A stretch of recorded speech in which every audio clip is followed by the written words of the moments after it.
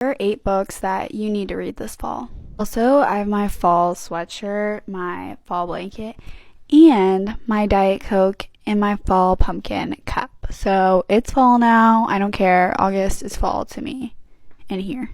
Also, little disclaimer, some of these books I have read, and then some of them are also going to be on my fall TBR this year, so we can read them together. So first on this list, I obviously could not leave this off. A fall TBR is The Secret History by Donna Tartt. I have read this, but I'm going to be rereading it this year, and all you really need to know is dark academia, friend group going to an elite arts college, one of them gets... And this is the story of them trying to piece together what happened. And then in that same vein, we have If We Were Villains by Amal Rio. A lot of people like to describe this book as The Secret History, but just in a different font. And I don't even necessarily disagree with that description, but I really enjoyed both of these books, and I think that they are both worth the read. And now for my romance rec, because obviously we have The Ex-Hex and The Kiss Curse by Erin Sterling, and I actually read these last year during October. They're like your essential October reads.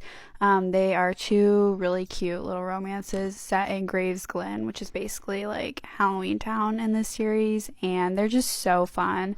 They're quick reads. I'm going to be rereading them this October, and if you haven't gotten to these, definitely read these around Halloween. It's like just such a fun way to really get into the Halloween vibes. The next book on this list is probably the book that I'm most excited to read this fall. It just came out, and it's Masters of Death by Olivia Blake, and the premise of this book just sounds so entertaining. So basically, our main character is a vampire real estate agent, and the house that they are trying to sell is haunted by this ghost that was murdered, and the ghost won't stop haunting the house until the real estate agent solves its murder. Like, that just sounds so like funny and entertaining, and from the reviews I've seen of this book so far, they are all very positive, so I'm really excited for this. Also on this list, we have Babel by R.F. Kuang, and Babel follows the story of a young Chinese boy who moves to London to be part of this prestigious translation program at this very elite school, and he loves it for a while, but after spending some time in the program, he starts to realize that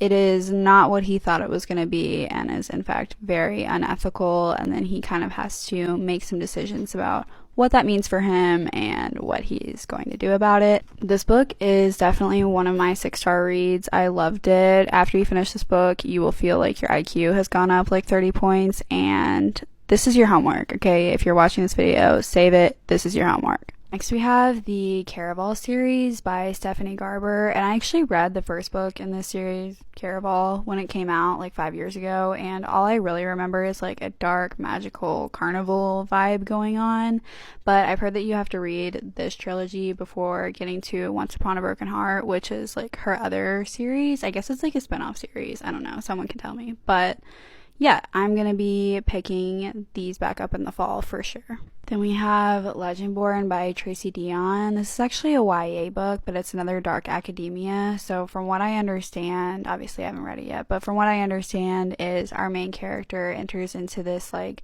magical secret society at her school, and she is trying to avenge her mother's death and like figure out what really happened to her. And I think that maybe it's also a retelling of like King Arthur. And I'm so excited to read this. I've seen like everyone give it 5 stars, so I'm really hoping that I love this book. The last book we have on this list is Wayward by Amelia Hart. I haven't read this book yet, but from what I understand, it follows the story of 3 different generations of women in the same family. So one of them is like modern day 2019, another one is 1619, and then the third one is like World War II, 1942.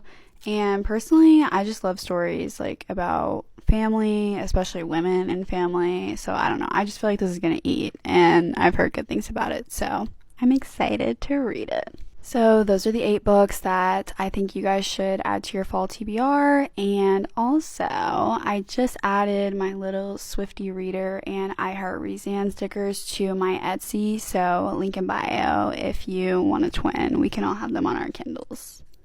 And yeah, talk soon.